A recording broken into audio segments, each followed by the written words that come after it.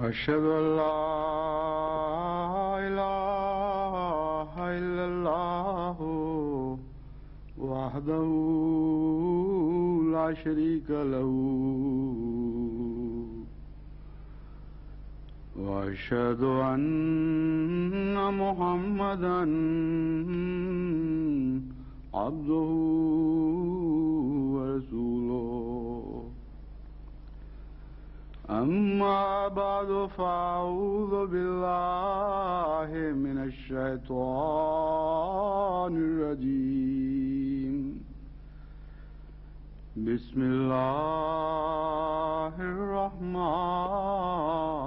الرحيم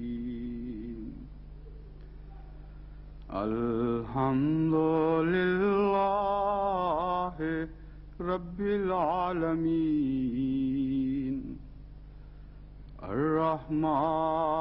الرحمن الرحيم مالك يوم الدين إياك نعبد وإياك نستعين اهدنا الصراط المستقيم صراط الذين أنعمت عليهم غير المغضوب عليهم ولا الضالين.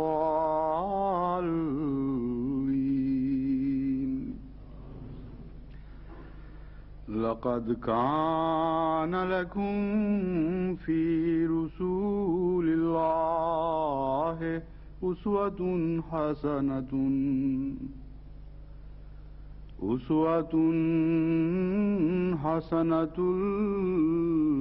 لمن كان يرجو الله واليوم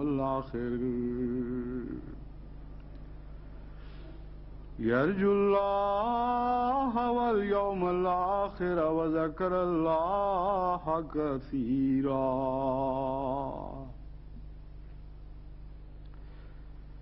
آل عمران. الذين يتبعون الرسول النبي الأمي الذي يجدونه مكتوبا عندهم في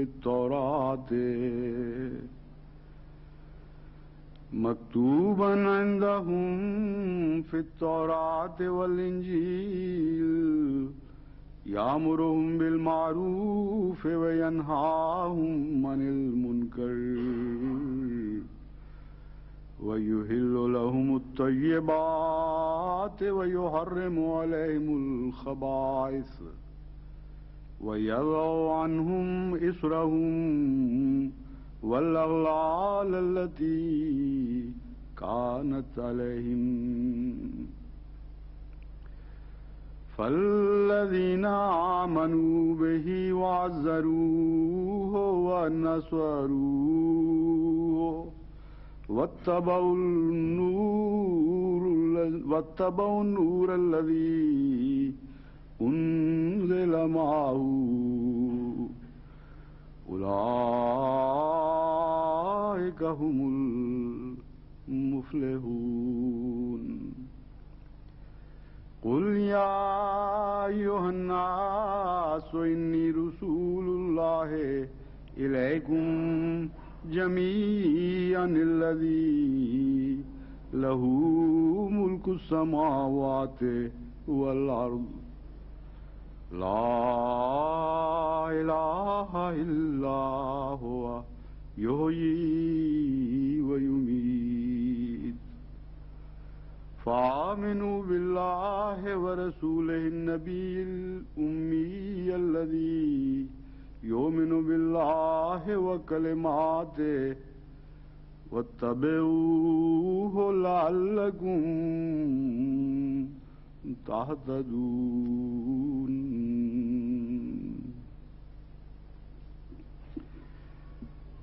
آج کل جماعت احمدیہ کو جو اسلامی عبادات اور شاعر سے روکا جا رہا ہے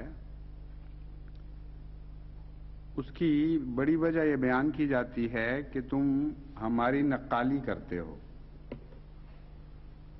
اور ہم تمہیں اپنی نقالی کی اجازت نہیں دے سکتے. یہ کہ میں ایک عجوبہ تصور ہے کہ سارے انسان کی تاریخ میں کبھی ایسا واقعہ اس سے پہلے نہیں ہوا. نقالی کرنے کے جرم میں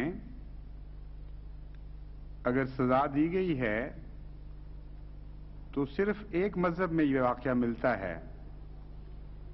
اس لیے یہ کہنا تو درست نہیں کہ ساری دنیا میں یہ واقعہ نہیں ہوا. ہاں، ایک مذہب میں ایسا واقعہ ضرور گزرا ہے کہ جس میں نقالی کے جرم میں بعض لوگوں کو سزائیں دی گئیں اور مذہب کا حصہ بنا کر دی گئیں، اور وہ ہندو مذہب ہے. ہندو مت میں جو مختلف ذاتوں کے تصور ہیں ان کی روح سے جو برہمن کو عبادت کے حقوق ہیں وہ شودر کو حاصل نہیں. اس لیے وہ جو برہمن کی عبادتیں ہیں ان میں اگر شودر بھی شامل ہو جائے اور وہی باتیں شروع کر دے جو برہمن کرتے ہیں تو اس کے لیے ایک سزا مقرر ہے، بلکہ کئی سزائیں مقرر ہیں. مثلا اگر وہ اللہ کا ذکر اس رنگ میں سنے جس رنگ میں برہمنوں کے لیے سننے کا حکم ہے تو اس کے کانوں میں سیسا پگھلایا جائے گا، اور اگر وہ دیکھے ان باتوں کو جن باتوں کو برہمن کو دیکھنے کا حکم ہے تو اس کی آنکھیں اندھی کر دی جائیں گی. غرضی کہ برہمن کا مذہب اور ہے اور شودر کا مذہب اور یہ سارے ہندو مذہب کے تابع ہی ہیں. اس لیے اس مذہب میں ایک مثال ہے، لیکن ایک فرق کے ساتھ کہ ایک ہی مذہب کے اندر دو مختلف طبقوں کو تعلیم دی گئی ہے.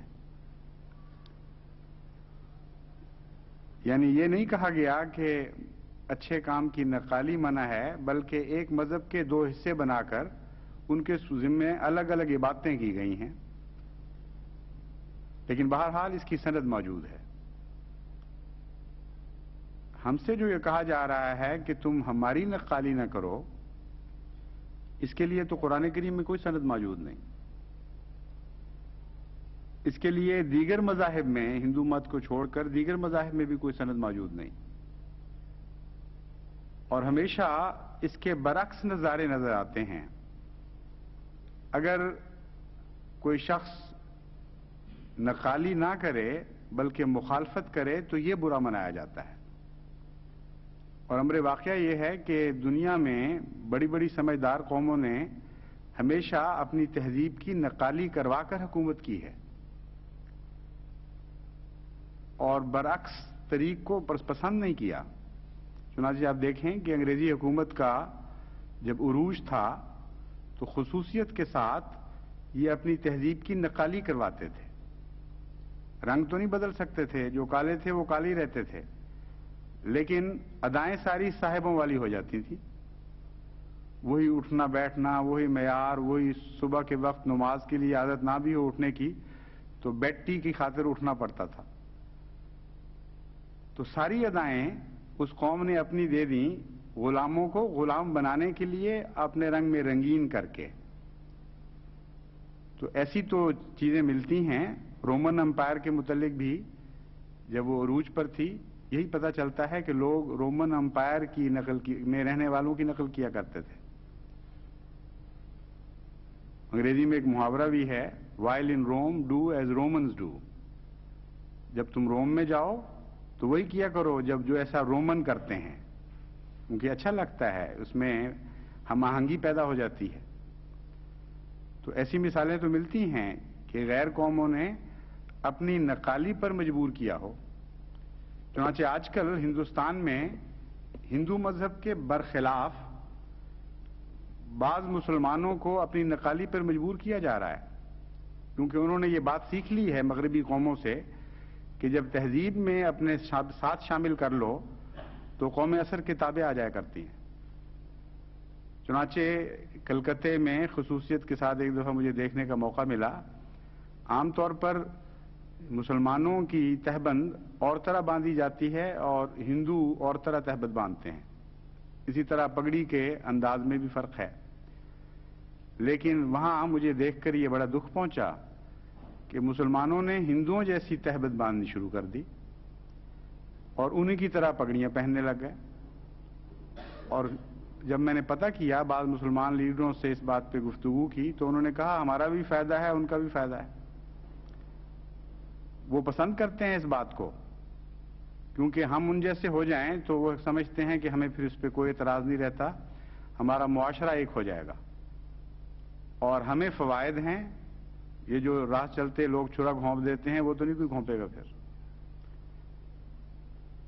تو ہندوستان نے بھی اپنے مذہب کے برخلاف عقل والی قوموں سے عقل سیکھی اور اپنے پیچھے چلانے کے لیے وہی رخ سکھائے ان کو جو رخ ان کے اپنے تھے، تاکہ ذہنی طور پر یہ ہمارے تابع ہو جائیں. لیکن ہم سے جو یہ کہا جا رہا ہے کہ تم ہماری نقالی نہ کرو، اس سے ہمیں تکلیف پہنچتی ہے، بہت دکھ ہوتا ہے. یہ ایک عجیب واقعہ ہے جس کے اندر کوئی بھی عقل کا پہلو مضمر نہیں، نہ ظاہر ہے نہ باطن، عقل سے کوئی دور کا بھی اس بات کو تعلق نہیں. اس لیے اس کے مختلف پہلو میں آج آپ کے سامنے کھول کر بیان کرنا چاہتا ہوں. کیونکہ عام طور پر جب کوئی غیر احمدی مسلمان احمدیوں کو کہتا ہے کہ تمہارا کیا حق ہے، ہمارے جیسے کیوں بنتے ہو، چھوڑ دو بننا، کیا فرق پڑتا ہے، تمہارا مذہب اور ہے، تمہیں ہم نے غیر مسلم کہہ دیا ہے، تو عام بیچارے جو سادہ لو احمدی ہیں ان کو پوری طرح جواب بن نہیں پڑتا کہ کیا کہیں. دل تو گواہی دیتا ہے کہ بالکل لغو بات کر رہا ہے، لیکن مجلس میں دوسروں کو سمجھانے کی خاطر کھل کر کیا تجزیہ ہونا چاہیے، اس کا کیا اس پر تبصرہ ہونا چاہیے، ان باتوں سے بعض احمدی بے بہرے ہیں. اس لیے تفصیلی تربیت کی خاطر مجھے یہ چیزیں باری باری اختیار لینی پڑ رہی ہیں. منی موضوع کے طور پر ان کو میں چن رہا ہوں باری باری. سب سے پہلی بات تو یہ ہے کہ اگر کسی مذہب کا بھی پیٹنٹ ہو سکتا ہو اور وہ مذہب والے یہ پسند نہ کریں کہ دوسرے اسے اختیار کریں تو ان کو پیٹنٹ کروانی چاہیے. مذہب ساری دنیا میں پیٹنٹ کا ایک رواج ہے، اس کو اخذ کریں اور اپنے اپنے مذاہب پیٹنٹ کروائیں کہ جو شخص بھی اس مذہب کی نقل کرے گا اس کے اوپر یہ سزا یا یہ جرمانہ ہوگا اس کو. تو مذہب کے قانون کے تابع تو کوئی سزا مل نہیں سکتی مذہب کی نقالی کی. اس لیے دنیا کی قانون کی روح سے ہو سکتی ہے سزا، جیسا کہ پیٹنٹ کی ہو جایا کرتی ہے. تو اگر دنیا میں یہ ممکن ہو تو وہ ایسا کر سکتے ہیں. لیکن سب سے بڑی بات یہ ہے کہ ہم ان کی نقالی کرتے نہیں ہیں، بلکہ ان کی نقالی سے ہمیں کراہت آتی ہے.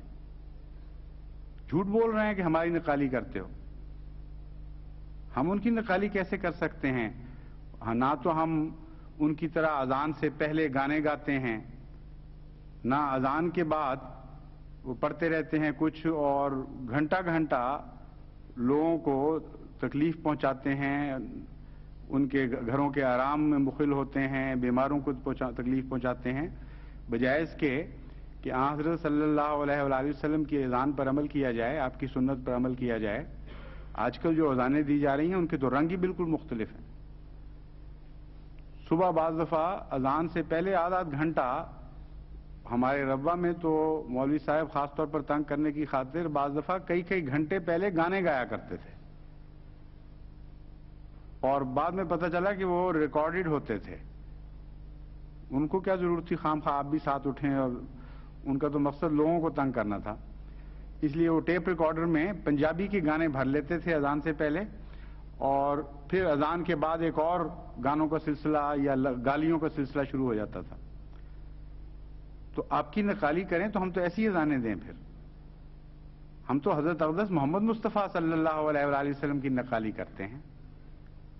آپ کی تو نقالی سے ہماری طبیعت متنفر ہے، کراہت پاتی ہے، کیونکہ ایسی ایسی ادائیں آپ نے اختیار کر لی ہیں جن کا ہمارے آقا و مولا حضرت اقدس محمد مصطفیٰ صلی اللہ علیہ وسلم سے کوئی بھی تعلق نہیں تھا. ہمارے ہاں بھی شادیاں ہوتی ہیں، ہمارے ہاں بھی لوگ فوت ہوتے ہیں، ہم کب آپ کی نقالی کرتے ہیں؟ کبھی بھی نہیں کی. سادگی سے شادیاں ہوتی ہیں، نہ بینڈ باجے، نہ ڈھول ڈھمکے، نہ اسراف، نہ دکھاوے، نہ نمائشیں، نہ نیوندرے ڈالنا. کون سی ادا ہم نے آپ کی سیکھی ہے جس سے آپ کو تکلیف ہو رہی ہے؟ ہمارے ہاں بھی لوگ مرتے ہیں، نہ ہم کھانے تقسیم کرتے ہیں، نہ 11ویں نہ 40ویں. جو رسمیں ہیں آپ کی ہم نے تو کبھی بھی نہیں اختیار کی. اس لیے یہ بالکل جھوٹا الزام ہے کہ ہم آپ جیسا بننا چاہتے ہیں. آپ تو ہم سے ناراض ہوتے ہیں کہ ہم سے جیسا کیوں نہیں بنتے. بھول گئے ہیں اس بات کو؟ عجیب طبیعت ہے آپ کی، جس طرح چاہیں موڑ لیں اپنے آپ کو.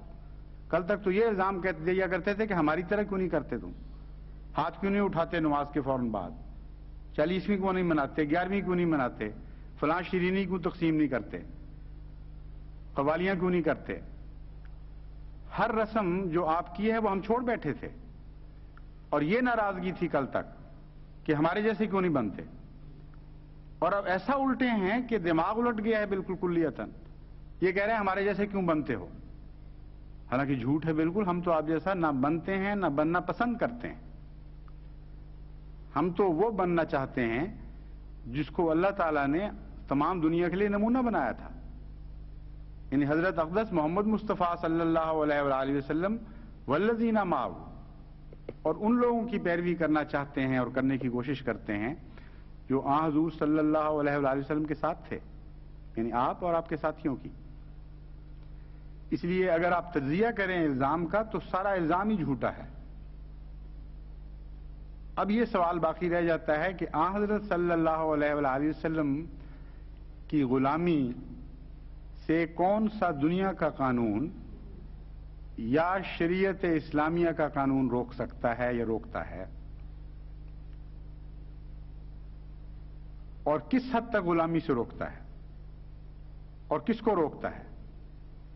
سارے قرآن کریم میں، تمام حدیث میں نہ کوئی آیت نہ کوئی حدیث اشارتاً یا کنایتاً بھی کسی کو حضرت صلی اللہ علیہ وآلہ وسلم کی غلامی سے روک رہی ہے، نہ قرآن پر عمل کرنے سے منع کیا جا رہا ہے.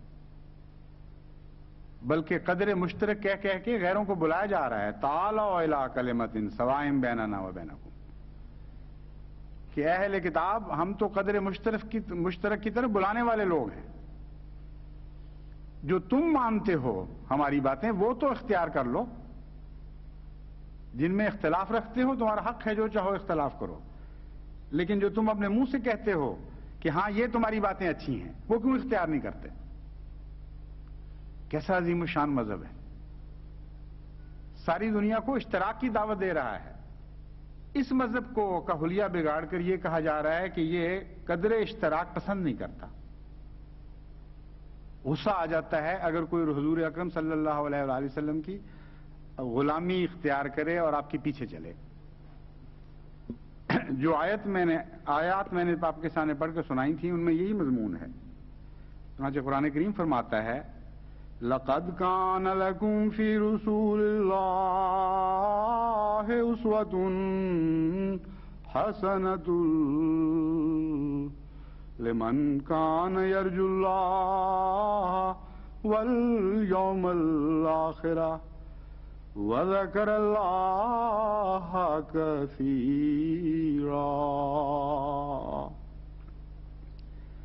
کہ اے لوگو، تمہارے لیے اللہ کے رسول یعنی محمد مصطفیٰ صلی اللہ علیہ وآلہ وسلم میں ایک بہت ہی حسین اسوہ بنایا گیا ہے. ایک ایسا خوبصورت نمونہ رکھ دیا گیا ہے کہ اب جو کوئی بھی اللہ کو چاہتا ہے وہ اس اسوے کی پیروی کرے، اور جو یوم آخر کی خواہش رکھتا ہے کہ یوم آخر میں وہ نجات دہندہ شمار ہو، اس کو بھی یہی چاہیے کہ وہ اس اسوے کی پیروی کرے.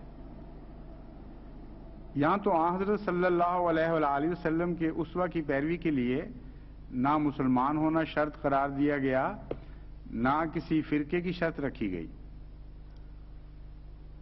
ایک چیز مذہب کی قدر مشترک جو ہے وہ بیان فرمائی گئی ہے. کیسا عظیم کلام ہے، کوئی پہلو نہیں چھوڑتا خیر کا.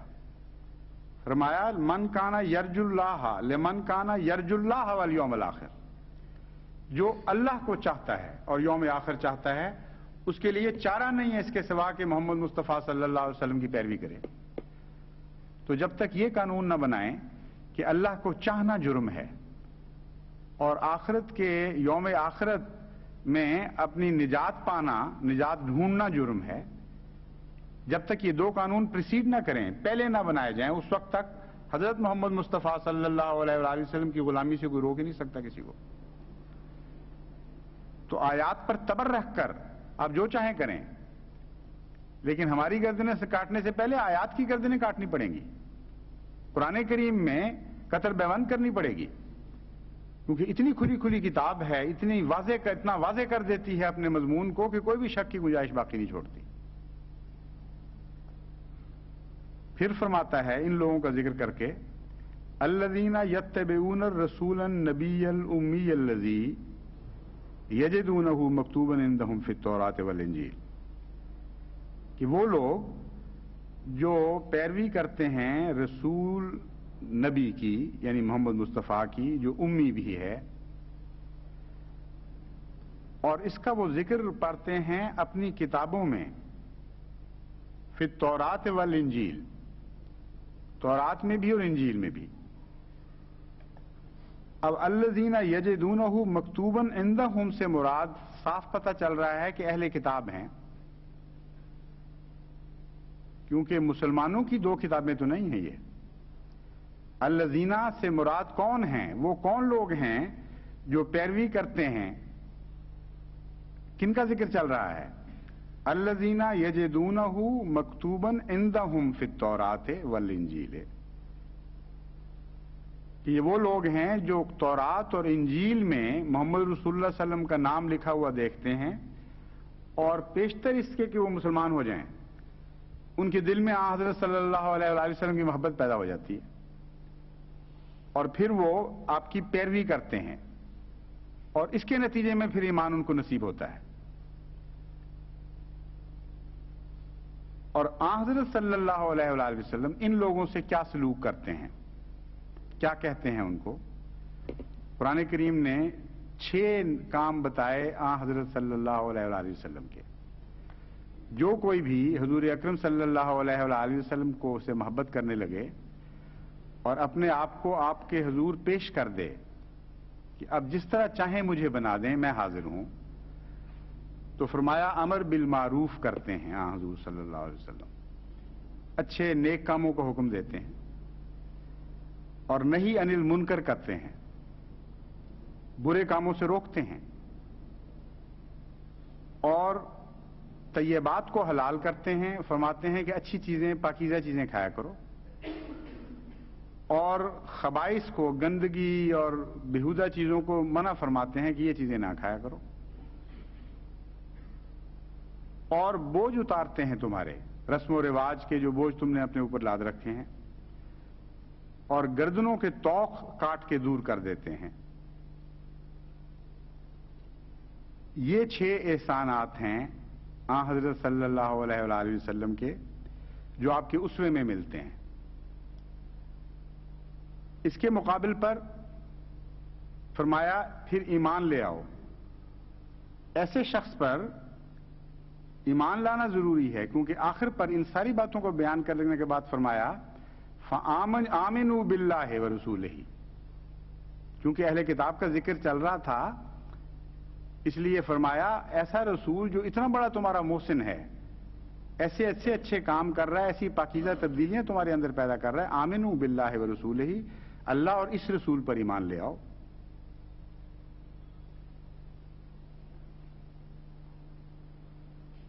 الذی یؤمن باللہ وکلماتہ واتبعوہ لعلکم تہتدون، اس رسول نبی امی پر ایمان لاؤ جو اللہ پر ایمان لاتا ہے خود اور اس کے کلام پر ایمان لاتا ہے، واتبعوہ، اور اس کی پیروی کرو، لعلکم تہتدون، تاکہ تم ہدایت پا جاؤ۔ یہ ہے قرآن کریم کا حکم، اور بعض حکومتوں کا حکم یہ ہے کہ اس کی پیروی نہ کرو، کیونکہ ہمارے نزدیک چونکہ تم مسلمان نہیں ہو اس لیے ہم یہ حکم دیتے ہیں کہ محمد رسول اللہ صلی اللہ علیہ وسلم کی پیروی نہ کرو ورنہ سزا ملے گی۔ تو آپ کی تو ہم پیروی کرتے ہی نہیں پہلے، نہ ہمیں کوڑی کی پرواہ ہے آپ کی پیروی کی، ہم تو جس کی پیروی کرتے ہیں قرآن میں حکم ہے کہ اس کی پیروی کرو۔ اس لیے یہ دیکھنا پڑے گا کہ اگر پیروی منع ہے تو کس کس جگہ منع ہے، کون کون سی جگہ منع نہیں ہے۔ یعنی حضرت صلی اللہ علیہ وآلہ وسلم جب معروف کا حکم دیتے ہیں، اگر یہ نقالی ہے اور اس سے آپ کو تکلیف ہوتی ہے تو احمدیوں کے لیے پھر یہ جرم ہونا چاہیے کہ وہ سچ بولیں، احمدیوں کے لیے جرم ہونا چاہیے، نہی عن المنکر فرماتے ہیں رسول اللہ صلی اللہ علیہ وسلم کہ وہ اگر چوری نہ کریں تو یہ جرم ہے۔ جتنی نیکیاں اسلام میں لکھی ہوئی ہیں حضرت اقدس محمد رسول اکرم صلی اللہ علیہ وآلہ وسلم نے اپنی سنت سے کر کے دکھائی ہیں، وہ ساری نقالی ہیں، ان میں سے کون سی ہے جو نقالی نہیں ہے؟ اور جتنی برائیاں منع فرمائی ہیں ان سے بچنا نقالی ہے۔ تو پہلے یہ تو قانون بناؤ کہ پاکستان میں اگر کسی احمدی نے کسی کو گالی نہ دی تو یہ جرم ہوگا، اور اگر کسی احمدی نے کسی کی چوری نہ کی تو یہ جرم ہوگا، اگر قتل نہیں کرے گا تو جرم ہوگا، اگر ڈاکہ نہیں ڈالے گا تو جرم ہوگا، اگر غریبوں کی حق تلفی نہیں کرے گا تو جرم ہوگا، اگر شراب نہیں پیے گا تو جرم ہوگا، اگر سور نہیں کھائے گا تو جرم ہوگا، اگر وہ لوگوں کو حرام نہیں کھلائے گا تو جرم ہوگا۔ ہر نیکی کو قانوناً الٹانا پڑے گا آپ کو، کیونکہ یہ نیکیاں ہم نے حضرت محمد مصطفیٰ صلی اللہ علیہ وآلہ وسلم سے سیکھی ہیں، اور قرآن فرما رہا ہے کہ آپ سے ہی سیکھو گے تم۔ آئندہ کے لیے ہر خیر کا پیمانہ آن حضور کے خم خانے سے ملے گا، اس لیے جب باہر کچھ رہا ہی نہیں تو نقالی کے بغیر چارہ ہی کوئی نہیں ہے۔ کون سی دنیا کی قوم ہے جو حضور اکرم کی نقالی کے بغیر بھی دنیا میں پنپ سکتی ہے اور تہذیب لے سکتی ہے، تہذیب سیکھ سکتی ہے؟ کیونکہ قرآن کریم سے پتہ چلتا ہے کہ ہر قسم کی تہذیب، ہر قسم کی اعلیٰ زندگی، ہر قسم کی پاکیزگی آن حضرت صلی اللہ علیہ وآلہ وسلم سے وابستہ فرما دی گئی۔ بس اگر آپ روکتے ہیں کہ اس سے ہمیں تکلیف پہنچتی ہے تو پھر قانون تفصیل سے بنائیے کہ جو بھی جس کو ہم کہیں گے غیر مسلم ہے اس کو آن حضرت صلی اللہ علیہ وآلہ وسلم کی ہر بات میں الٹ چلنا ہوگا، تب ہمارے دل کو ٹھنڈ پڑے گی۔ وہ احسان کیا کرتے تھے، اگر تم بھی احسان کرو گے تو ہمیں بہت تکلیف ہوگی، بڑا غصہ آئے گا، اس لیے ہم کہیں گے کہ تم احسان کروا کر تو احسان فراموشی کیا کرو۔ آن حضور صلی اللہ علیہ وآلہ وسلم سچ بولتے تھے، اور ہم نے تو تمہیں کافر سمجھ لیا ہے، اس لیے تمہارا کیا حق ہے رسول اللہ صلی اللہ علیہ وسلم کی پیروی کا؟ تم جھوٹ بولا کرو، اور اگر سچ بولو گے تو قانون تمہیں 3 سال کے لیے اندر کر دے گا۔ آن حضرت صلی اللہ علیہ وآلہ وسلم اپنا حق چھوڑتے تھے غیروں کے لیے، تم لوگوں کے حق مارو، تم کون ہوتے ہو حضور کی پیروی کرنے والے؟ اس لیے جب تک ہمارے حقوق نہیں تلف کرو گے ہم تمہیں سزائیں دیں گے۔ آن حضرت صلی اللہ علیہ وآلہ وسلم جان اور عزت کی حرمت قائم فرماتے تھے، اس لیے تم کون ہوتے ہو کہ جان اور عزت کی حرمت قائم کرو؟ یہ شکلیں ہیں آن حضور صلی اللہ علیہ وسلم کی، یہ کام تھے جو آپ کیا کرتے تھے، ان چیزوں کی طرف لوگوں کو بلاتے تھے۔ تو سارا اسلام چھوڑ کر آپ کو صرف اذان کہاں سے نظر آ گئی ہے، یا مسلمان کہلانا کہاں سے نظر آ گیا کہ بس یہی 2 چیزیں ہیں گویا اسلام کی؟ میں آپ کو وجہ بتاتا ہوں کیوں باقی چیزیں بھول گئیں، اس لیے کہ وہ مشکل ہیں، وہ آپ نہیں کرتے، بہت سارے چھوڑ بیٹھے ہیں، اس لیے مشکل کام جو ہیں وہ تو آپ نے ان سے ہو رہا ہے، وہ یہ ہمیں کیا کہیں گے کہ ہماری نقالی کرتے ہو؟ اس لیے جو کام آسان ہیں اور چند آدمیوں نے کرنے ہیں وہ وہاں انہوں نے نقالی ڈھونڈ لی ہے۔ ایک مولوی نے اذان دے دی اور جماعت کھڑی کرا دی اور مسلمان کہہ دیا اپنے آپ کو جب کوئی فارم بھرنا ہوا، اس میں کون سا مشکل کام ہے؟ تو جو مشکل کام تھے ان سے ہمیں نہیں روک رہا ہے، کیونکہ آپ نہیں ہوتے وہ۔ نیکیاں خود کریں تو پھر کہیں نا کہ ہماری نقالی کرتے ہو، جھوٹی قسموں سے باز آئیں عدالتوں میں تو پھر کہیں نا کہ ہماری نقالی کرتے ہو۔ ظلم اور سفاکی اور لوگوں کے اموال لوٹنا اور ہر روز قتل و غارت اور چوریاں اور ڈاکے، یہ سارے کام ہو رہے ہیں اس ملک میں جہاں احمدی غیر مسلم ہیں، اور بڑی کثرت سے ہو رہے ہیں۔ تو ان سب کاموں میں ہمیں کیسے روکیں گے؟ کیونکہ اگر وہ روکیں گے تو آپ تو کر نہیں رہے، نقالی کس بات کی ہوگی پھر؟ بس یہ 2 آسان کام ہیں، اس میں بڑی آسانی کے ساتھ الزام لگ سکتا تھا کہ نقالی کرتے ہو، کیونکہ ہر مسجد میں اذان ہوتی ہے، اور ہر مسلمان جو مسلمان کہلانا چاہتا ہے، ہر وہ شخص خواہ دل میں ایمان ہو یا نہ ہو، ساری زندگی اس نے کبھی نماز پڑھی ہو یا نہ پڑھی ہو، بدکاریوں میں مبتلا ہو، چور ہو، چکا ہو، کمیونسٹ ہو چکا ہو، اسلام پر ہنستا ہو، اس کے لیے مسلمان کہنا کون سا مشکل کام ہے؟ اور اگر اس کے دل میں کوئی تقوی ہی نہیں ہے تو حضرت مسیح موعود علیہ الصلوۃ والسلام کا انکار کرنا اس کے لیے کون سا مشکل ہے؟ 100 بسم اللہ کر کے وہ یہ 2 شرطیں پوری کرے گا۔ تو یہ وجہ ہے جو انہوں نے چنی ہے یہ باتیں، تبلیغ چھوڑ دی ہے خود. ہمیں جو تبلیغ والے معاملے میں ایک استثناء ہے، میں اس لیے الگ اس کو کہہ رہا ہوں، غیروں میں تبلیغ چھوڑ دی ہے اور ہمیں تبلیغ سے اس لیے منع کرتے ہیں کہ اس کے نتیجے میں تمام دنیا میں احمدیت کا غلبہ ہو جائے گا. وہ تو براہ راست ہٹ کرتی ہے چونکہ تبلیغ، اس لیے یہ مشکل بنی ہوئی ہے ان کو، ورنہ تو خود بھی تبلیغ چھوڑ بیٹھے ہیں. عام دستور تو یہ ہے کہ جو خود چھوڑ بیٹھے ہیں ان میں منع نہیں کیا، جو خود کرنا آسان تھا وہ منع کر دیا. ایک تیسری چیز تبلیغ ہے، وہ کیوں فرق کیا گیا وہ میں بتا رہا ہوں. کیونکہ تبلیغ کے متعلق یہ سمجھتے ہیں کہ اگر تبلیغ کی ان کو اجازت دی گئی تو اس تیزی کے ساتھ جماعت پھیلتی چلی جائے گی کہ ایک ہماری اکثریت اقلیت میں تبدیل ہو جائے گی اور ان کی اقلیت اکثریت میں تبدیل ہو جائے گی، اس لیے مجبوری ہے. بہرحال یہ تمام امور وہ ہیں جو آن حضرت صلی اللہ علیہ وآلہ وسلم فرمایا کرتے تھے اور جن کی طرف لوگوں کو بلایا کرتے تھے.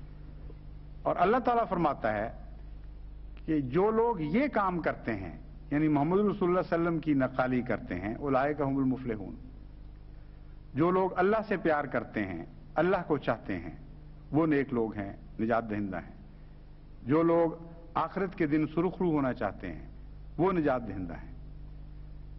تو یہ سارے قانون پہلے بنانے پڑیں گے کہ اللہ کو چاہنا جرم ہے اس ملک میں، یوم آخرت میں سرخرو ہونا جرم ہے، حضرت صلی اللہ علیہ وآلہ وسلم کی نیک باتوں میں پیروی جرم ہے، اور پھر نیک باتوں کی تفصیل بتائی جائے اور جتنی بڑی نیکی اتنی بڑی پھر سزا ملنی چاہیے، کیونکہ جرم بھی اتنا بڑا ہوگا.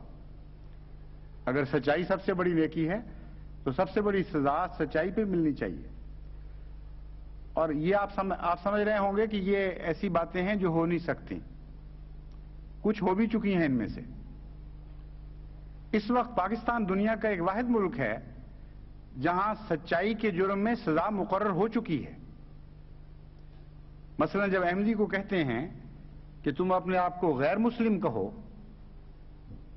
تو وہ شخص جو دل سے حضرت محمد مصطفیٰ صلی اللہ علیہ وآلہ وسلم پر ایمان رکھتا ہو اور قرآن کو تعمیل کے قابل واجب التعمیل کتاب سمجھتا ہو اور اس کے سارے ایمان کی بنیادیں وہی ہوں جو قرآن کریم نے مقرر فرمائی ہیں، تو جب وہ منہ سے یہ کہے گا کہ میں غیر مسلم ہوں تو جھوٹ بول رہا ہوگا.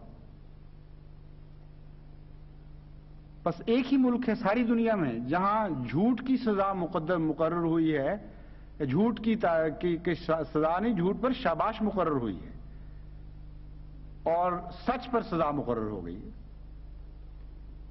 تو میں نے جیسا کہ پہلے بھی بیان کیا تھا، قرآن کریم کی تعلیم ایسی عظیم الشان کی تعلیم ہے کہ جب اس کو آپ چھوڑتے ہیں آپ کے اندر کجیاں پیدا ہو جاتی ہیں اور لغویات آپ کی ظاہر ہونی شروع ہو جاتی ہے. آپ کے لیے چارہ نہیں رہتا کہ قرآنی تعلیم کو چھوڑنے کے بعد لغویات اور کجیوں سے خود بچ سکیں. تو چونکہ قرآنی تعلیم کے خلاف ایک حکم دیا تھا، اس کی لغویت خود بخود ظاہر ہونی شروع ہو گئی. عملاً یہ پہلا قدم اٹھا لیا گیا ہے اس ملک میں کہ سچ بولنے کی سزا 3 سال قید و مشقت اور لامتناہی جرمانہ بھی ہو سکتے ہیں. سچ اور جھوٹ کی تعریف اس کے سوا ہو ہی نہیں سکتی کہ جو انسان سمجھتا ہو اس کے خلاف بیان دے. سچ یہ نہیں ہے کہ واقعتاً وہ بات درست ہے کہ نہیں. سچ یہ ہے کہ جو میں نے دیکھا اور میں نے سمجھا اس کو بیان کروں. مثلا زاویہ نگاہ بدلنے سے چیزیں مختلف دیکھی جاتی ہیں. ایک انسان کی آنکھ میں بیماری ہے، وہ سبز دیکھتا ہے. اگر وہ ڈاکٹر کے پاس جائے اور وہ ڈاکٹر کہے کہ یعنی کالے کو سبز دیکھتا ہے یا سبز کو سرخ دیکھتا ہے، اس قسم کی بیماریاں ہوتی ہیں آنکھوں کی. یا یوں کہنا چاہیے کہ سبز رنگ نہیں دیکھ سکتا، صرف کالا ہی سبز کو دیکھتا ہے. کلر بلائنڈنس اسی کو کہتے ہیں. ریڈ نہیں دیکھ سکتا، گرین نہیں دیکھ سکتا، وہ دونوں بلیک اینڈ وائٹ یا ان کے شیڈز نظر آتے ہیں اس کو. تو یہ جو شکل ہے، اس میں اگر ایک آدمی ڈاکٹر کے پاس جاتا ہے، وہ کہتا ہے کہ بتاؤ کیا دیکھ رہے ہو تم، اور اس کو سبز رنگ سیاہ نظر آ رہا ہو، اگر وہ یہ کہے کہ مجھے سبز نظر آ رہا ہے تو جھوٹ بول رہا ہے، حالانکہ واقعتاً وہ سبز ہے۔ اس لیے سچ اور جھوٹ کا تعلق ہر ذات کے اندرونے سے ہے۔ واقعتاً کوئی چیز سچ تھی یا نہیں تھی، اس بات کا تعلق تحقیق سے ہے، اور سب سے زیادہ حقیقی علم اللہ رکھتا ہے۔ لیکن جہاں تک انسان کا تعلق ہے، سچ اس کو کہتے ہیں جو وہ سمجھ رہا ہے، جو وہ دیکھ رہا ہے۔ اگر اس کے برخلاف بیان کرے گا تو وہ جھوٹا ہے۔ تو اگر ہم اسلام کو سچا سمجھ رہے ہیں تو اس کے برخلاف بیان کرنے سے لازماً جھوٹے ثابت ہوں گے۔ ایک خرابی تو ان کو یہ اختیار کرنی پڑ رہی ہے۔ دوسرے یہ کہ نہ صرف جھوٹا بنانا چاہتے ہیں بلکہ مکذب بنا رہے ہیں۔ یعنی جب کہتے ہیں تم کہو ہم غیر مسلم ہیں، تو غیر مسلم بغیر تعریف کے تو کوئی چیز نہیں ہے، نہ کسی مذہب کا نام ہے۔ غیر مسلم ایک منفی نام ہے جس کے نتائج بھی محض منفی ہیں۔ یعنی ہندو سکھ کہنا تو اور بات ہے، لیکن جب آپ غیر مسلم کہتے ہیں تو یہ ایک منفی مذہب ہے، جس کا مطلب ہے کہ مسلم نہیں ہو، اسلام کی تکذیب کرنے والے ہو۔ اس لیے کہتے ہیں تم اپنے آپ کو غیر مسلم کہو، یعنی انکار کرو کہ خدا ایک ہے، اس کے بغیر غیر مسلم بن نہیں سکتا۔ یہ کہو کہ حضرت اقدس محمد مصطفیٰ صلی اللہ علیہ وسلم نعوذ باللہ جھوٹے تھے اور سب قرآن اپنی طرف سے بنا لیا تھا۔ یہ کہو کہ فرشتوں کا کوئی وجود نہیں ہے، نہ جنت جہنم حق ہیں، یوم آخرت سب قصوں کی باتیں ہیں، اور یہ کہو کہ یہ قرآن کیا حقیقت رکھتا ہے، کچھ بھی اس کے معنی نہیں۔ یہ ساری باتیں کہو تب غیر مسلم بنتے ہو۔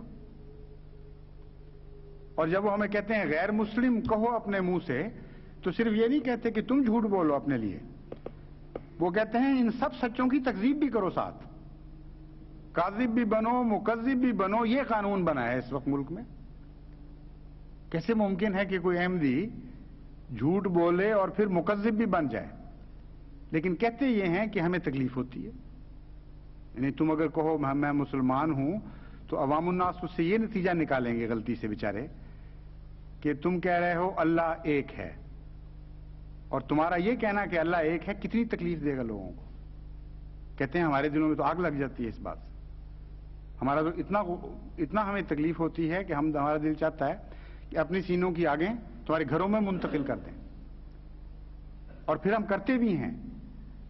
یعنی غیر احمدی علماء کا یہ ہے اصل دعویٰ، کہتے ہیں دیکھ لو ہم سارے پاکستان میں تقریریں کر رہے ہیں کہ ان کے گھروں کو آگ لگا دو، جب تک یہ اپنے آپ کو غیر مسلم نہ کہیں۔ تو گویا سینے کے اندر وہ آگ جو تم نے بھڑکا دی ہے اللہ کو ایک کہہ کر، وہ تو بجھ ہی نہیں سکتی جب تک تمہارے گھروں کو ہم آگ نہ لگا دیں۔ تم کہتے ہو حضرت اقدس محمد مصطفیٰ صلی اللہ علیہ وآلہ وسلم سچے ہیں اور واجب التعمیل ہیں، ان کی پیروی کرنا ضروری ہے۔ کہتے ہیں اتنا بڑا ظلم، ہمیں تو بڑی سخت تکلیف ہوتی ہے کہ کوئی شخص کہے رسول اللہ صلی اللہ علیہ وسلم سچے ہیں۔ اس لیے جب تک جھوٹا نہیں کہو گے ہمارے دل کو ٹھنڈنی پڑے گی۔ قرآن کو جھوٹا کہو، فرشتوں کو جھوٹا کہو، یوم آخرت کو غلط کہانی بیان کرو، پھر ہم کہیں گے ہاں الحمدللہ اب تم ہمارے بھائی ہو، اب تمہیں ہم سارے حقوق دیتے ہیں جو پہلے تم سے ہم نے چھین لیے تھے۔ تو قرآن کریم کو چھوڑ کر جب آپ کوئی طریق اختیار کرتے ہیں تو ہر چیز الٹ جایا کرتی ہے۔ اس کو کہتے ہیں کتاب کا کمال کہ کھیلنے نہیں دیتی اپنے آپ سے۔ جب آپ اس سے کھیلنے کی کوشش کریں گے، جس طرح بڑی طاقت کی بجلی ہو، اس کا غلط استعمال دھکا دیتا ہے، بعض دفعہ ہلاک کر دیتا ہے۔ تو قرآن تو اتنی قوی کتاب ہے، اس کے قانون کے مطابق آپ اس کو استعمال کریں تو ایک عظیم الشان طاقت ہے۔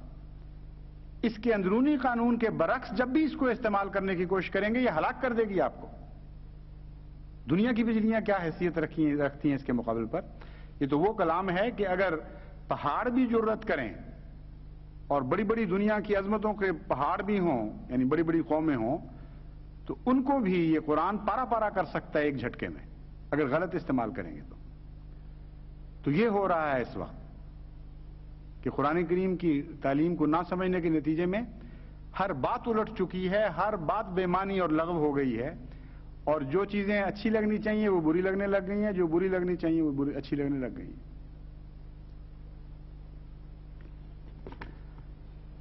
قرآن کریم ایک ایسی کامل کتاب ہے کہ ہر احتمال کو ملحوظ رکھتے ہوئے اس کا بھی ذکر فرماتی ہے اور کوئی احتمال بھی باقی نہیں چھوڑتی۔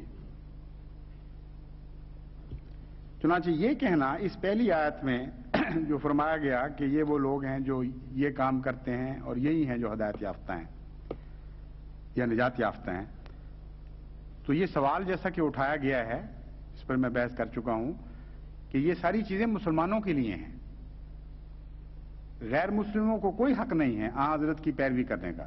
وہ نافرمانی کریں گے تو ہمیں ٹھنڈ پڑے گی۔ اگلی آیت میں قرآن کریم انہی علماء کو مخاطب ہے، فرماتا ہے کہ ایسی کوئی بات نہیں۔ محمد مصطفیٰ صلی اللہ علیہ وآلہ وسلم نہ کسی قوم کے لیے ہیں، نہ کسی ایک مذہب کے لیے ہیں، بلکہ ساری کائنات کے لیے خدا نے ان کو بنا کے بھیجا ہے۔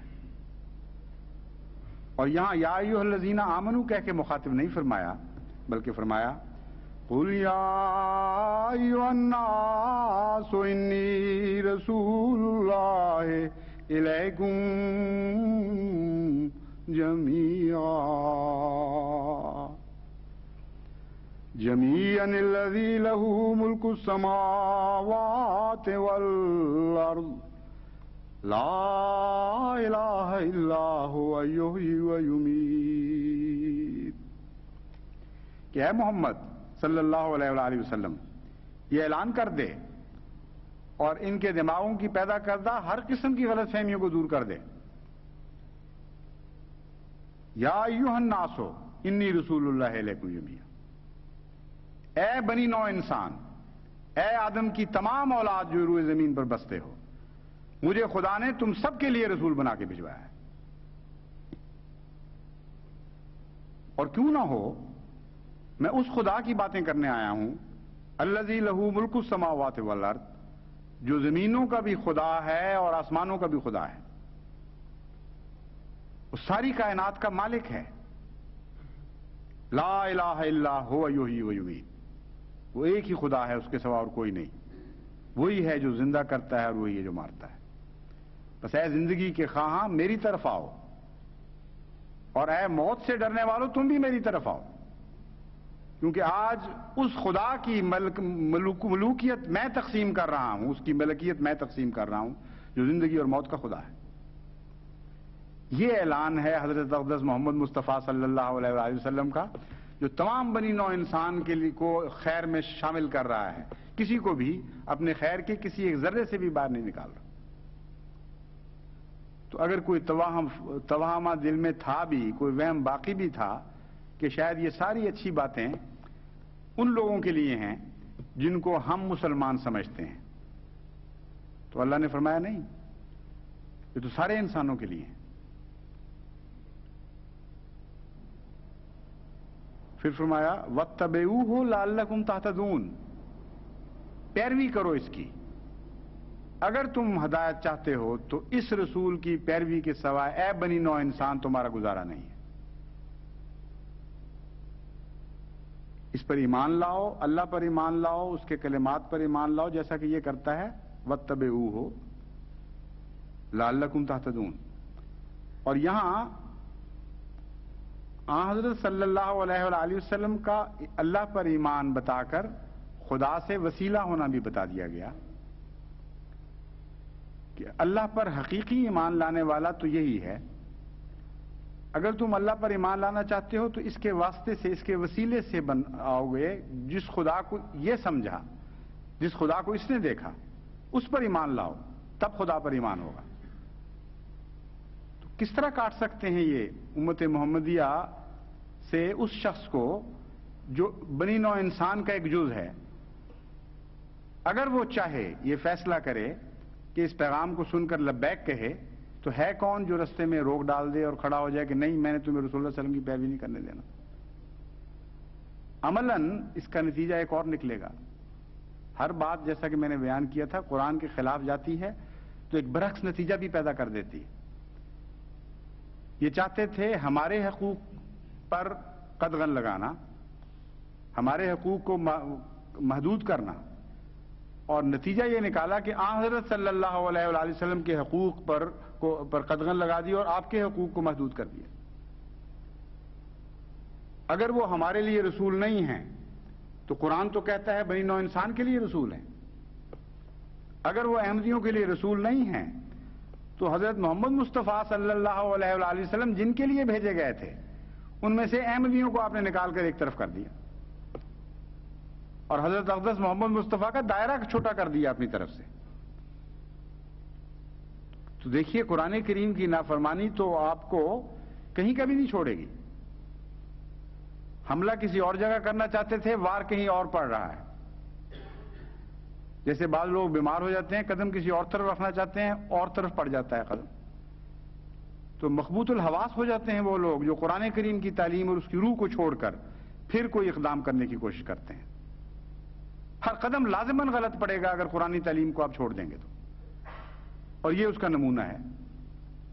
قرآن کہہ رہا ہے سارے اے بنی نوع انسان تم سب کے لیے رسول ہے اور تم سارے اس کی اطاعت کرو اور اس کی پیروی کرو، اور یہ کہہ رہے ہیں نہیں سب کے لیے رسول نہیں ہے۔ جن کو ہم غیر مسلم قرار دیں ان کے لیے محمد رسول اللہ صلی اللہ علیہ وسلم رسول نہیں ہیں، اور اگر وہ پیروی کریں گے قرآن کے بیان کے مطابق تو ہم ان کو قتل کریں گے۔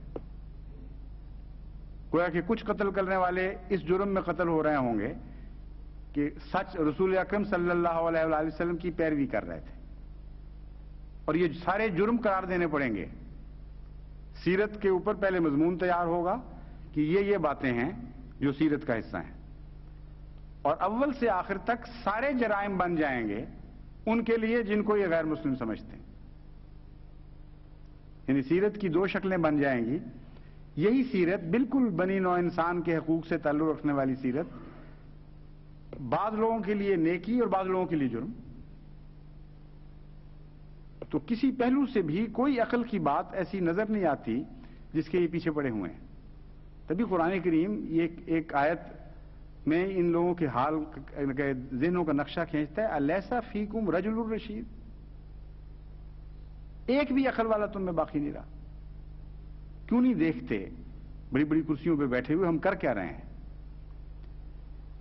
بہرحال جہاں تک جماعت احمدیہ کا تعلق ہے وہ تو حضرت اقدس محمد مصطفیٰ صلی اللہ علیہ وآلہ وسلم کا دامن نہیں چھوڑے گی۔ اور یہ جو لوگ کہتے ہیں کہ میں بار بار کہتا ہوں بڑی شدت اور قوت کے ساتھ کہ لازماً ہم جیتیں گے، کیوں کہتا ہوں؟ اس لیے کہ اب یہ حضرت اقدس محمد مصطفیٰ صلی اللہ علیہ وآلہ وسلم پر حملہ کر رہے ہیں اور قرآن پر حملہ کر رہے ہیں۔ جس تعلیم سے ہمیں روکتے ہیں وہ قرآن کی تعلیم ہے، جس سنت سے ہمیں باز رکھنے کی کوشش کر رہے ہیں وہ محمد مصطفیٰ صلی اللہ علیہ وآلہ وسلم کی سنت ہے۔ اور یہ وہ دو ایسی چیزیں ہیں جن کی خدا سب سے زیادہ غیرت رکھتا ہے۔ ناممکن ہے کہ قرآن پر حملہ کرنے دے خدا ان کو اور چھوڑ دے خالی، اور سنت محمد مصطفیٰ صلی اللہ علیہ وآلہ وسلم پر حملہ کرنے دے اور باز پرس نہ فرمائے۔ اس لیے ان کا معاملہ تو اب براہ راست خدا سے ٹکر کا معاملہ بن چکا ہے۔ جہالت کی حد ہے کہ قرآنی تعلیم پر عمل کرو گے تو ہمیں غصہ آئے گا، حضرت صلی اللہ علیہ وآلہ وسلم کی غلامی کا دم بھرو گے تو ہمیں اتنی تکلیف ہوگی کہ جب تک تمہیں مار نہ لیں، تمہیں قتل نہ کر لیں، تمہیں انسانی حقوق سے محروم نہ کر لیں، ہمارا سینہ ٹھنڈا نہیں ہوگا۔ یہ شکل بن چکی ہے اب۔ تو اللہ فضل فرمائے، جو قوم کی موجودہ حالت ہے یہ بہت ہی خطرناک ہے، اور مظالم میں بڑھتے چلے جاتے ہیں، رکتے نہیں ہیں کسی جگہ۔ مثلا میں نے آپ کو سنایا تھا باجوہ صاحب وغیرہ کا قصہ کہ کس قدر ان پر ظلم ہوا۔ یعنی بوڑھے بزرگ گھروں میں بیٹھے ہوئے، اس جرم میں ان کو پکڑ کے گھروں سے نکالا گیا کہ آپ ایک مولوی کو اغوا کرنے کی کوشش میں شامل تھے۔ ان کی عمریں دیکھو، ان کے مقام دیکھو، ان کا سابقہ ریکارڈ دیکھو۔ تمام دنیا کی پولیس میں سے جو جاہل سے جاہل لوگ بھی ہیں وہ بھی ان باتوں کا خیال رکھتے ہیں، لیکن ایک توقع تھی انصاف کی کہ شاید عدالتوں میں انصاف مل جائے۔ اب ان کی حالت یہ ہے کہ ہائی کورٹ نے کل ضمانت یہ کہہ کر مسترد کی ہے کہ ہمیں حکومت کی طرف سے حکم آیا ہے کہ ہم اس مقدمے کو تم سے لے کر فوجی عدالت میں دینا چاہتے ہیں، اس لیے تم بااختیار ہی نہیں ہو کسی ضمانت کو قبول کرنے کو۔ یعنی صاف معلوم ہوتا ہے کہ اس مقدمے میں کچھ بھی نہیں ہے، جھوٹ ہی جھوٹ ہے، لیکن یہ فیصلہ کر چکے ہیں کہ ہم نے ظلم سے باز نہیں آنا۔ اس لیے کب تک خدا ان کو ظلم کی اجازت دیتا ہے یہ تو ہم نہیں کہہ سکتے، لیکن ہر قدم سفاکی کی طرف اٹھ رہا ہے یہ ہم کہہ سکتے ہیں۔ اور کب اللہ تعالیٰ کی طرف سے وہ تقدیر ظاہر ہوگی جو مجرموں کے حق میں ہمیشہ ظاہر ہوا کرتی ہے یہ بھی ہم نہیں کہہ سکتے، لیکن یہ جانتے ہیں کہ جب تک اللہ ہمیں آزمائے گا ہم صبر کا دامن ہاتھ سے نہیں چھوڑیں گے اور مسلمین کہتے ہوئے جان دیں گے، راضی برضا رہتے ہوئے اپنا سب کچھ لٹائیں گے۔ ایک بھی ایسا احمدی نہیں ہوگا انشاءاللہ تعالی جو خدا تعالیٰ پر شکوہ کرتا ہوا مر رہا۔ وہ مالک ہے، لہو ملک السماوات والارض، ہم تو اس پر ایمان لائے ہیں۔ اس لیے جب تک چاہتا ہے اپنے بندوں کو آزمائے گا، ہم انشاءاللہ تعالی غلامی کی ساری شرطیں پوری کریں گے۔ یہ بات کبھی نہ چھوڑیں اپنے ہاتھ سے۔ صبر حضرت اقدس محمد مصطفیٰ صلی اللہ علیہ وآلہ وسلم سے سیکھیں، اور جس طرح آپ نے صبر کیا ہے ویسا صبر کریں۔ اس صبر کے دوران کئی لوگ ہیں جو مظلومی کی حالت میں مرے تھے، کتنے ہی تھے جو تکلیفیں برداشت نہ کر کے جان دے گئے پیشتر اس کے کہ فتح مکہ ہوتی۔ امر واقعہ یہ ہے کہ آن حضرت صلی اللہ علیہ وآلہ وسلم کی زندگی کے تقریباً تمام دن ہی صبر میں گزرے ہیں۔ فتح مکہ کے بعد تو 1 سال صرف آپ زندہ رہے اس دنیا میں، اور پھر جلد وصال ہو گیا۔ اور مدینہ کا دور بھی تو مظلومیت کا دور تھا، ادھر سے حملے ہو رہے تھے غیروں کی طرف سے، ادھر سے گھر کے اندر یہودی ریشہ دیوانیاں کرتے تھے، کہیں زہر دیا جاتا تھا، کہیں چکی کے پاٹ پھینکے جاتے تھے اوپر سے، کہیں مسلمان عورتوں کی بے عزتیاں کی جاتی تھیں اور دکھ دیا جاتا تھا حضور صلی اللہ علیہ وسلم کو۔ تو ساری زندگی دکھوں میں کٹی۔ آخری جو 1 سال یا 1.5 سال کی زندگی ہے وہ ہے جس کو آپ کہہ سکتے ہیں کہ یہ امن کا دور آیا تھا، لیکن کلیتاً امن کا وہ بھی نہیں تھا، کیونکہ بہت سے بعض غزوے اس کے بعد ہوئے ہیں اور ہر طرف سے بے اطمینانی کی خبریں بھی ملتی تھیں۔ تو اسوہ رسول کو اگر آپ سختی سے پکڑ لیں، یعنی بڑی مضبوطی کے ساتھ اس پر کار بند ہو جائیں، تو پھر آپ کا کوئی بگاڑ نہیں سکے گا۔ ہم میں سے بعض ایسے بھی ہوں گے جو بیچارے فتح کی تمنا لیے ہوئے اس دنیا سے رخصت ہو جائیں گے، مگر مرتے وقت ان کو راضی برضا رہنا چاہیے، اور ان کی ان نیکیوں کے بدلے، ان کی ان بھلائیوں کے صدقے ایسی نسلیں آنے والی ہیں جو فتح میں آنکھیں کھولیں گی، اور وہ سوچ بھی نہیں سکیں گی کہ ہمارے ماں باپ نے کیسی کیسی دردناک قربانیاں دی تھیں اس فتح کے لیے۔ اس لیے یہ تو بہرحال ہوگا کہ جس شخص نے قرآن پر ہاتھ ڈالا ہے وہ لازماً ہاتھ کاٹا جائے گا۔ جس نے محمد مصطفیٰ صلی اللہ علیہ وآلہ وسلم کے فیض کو محدود کرنے کی کوشش کی ہے اس کے فیض کے چشمے سوکھیں گے۔ محمد رسول اللہ علیہ وسلم کے فیض کے چشمے کو کوئی سکھا نہیں سکتا۔ اس لیے لازماً ان کے مقدر میں حسرتناک شکست ہے، اس کے سوا کچھ نہیں، یہ یقین آپ رکھیں، کیونکہ اس کے لیے ساری تاریخ ہمیں بتا رہی ہے کہ ایسا ہی ہوتا ہے، ایسا ہی ہوگا۔ ہاں چند آدمی بیچارے جو پہلے وفات پا جائیں یا ان کے دکھوں کی تاب نہ لا کر جانے دے دیں، ان کا معاملہ ان کے خدا کے ساتھ ہے۔ میں تو صرف اتنا کہہ سکتا ہوں، ایک سانس بھی مرتے وقت تک احمدی کا ناشکری کا نہیں ہونا چاہیے۔ راضی برضا رہتے ہوئے، ہنستے ہوئے، اپنے رب سے مخاطب کرتے ہوئے جان دے کہ اے خدا میں تیرے بندوں کی طرح رہا، تیرے بندوں کی طرح جان دے رہا ہوں، تو مجھے اپنے بندوں میں لکھ لے، اور آج مجھ سے وہ پیار کا سلوک فرما جس کا تو نے قرآن میں وعدہ دیا تھا کہ اے میرے بندو تم نے بندگی کا حق ادا کر دیا، فادخلی فی عبادی وادخلی جنتی، آؤ اب میرے بندوں کی جنت میں داخل ہو جاؤ جو میری جنت ہے۔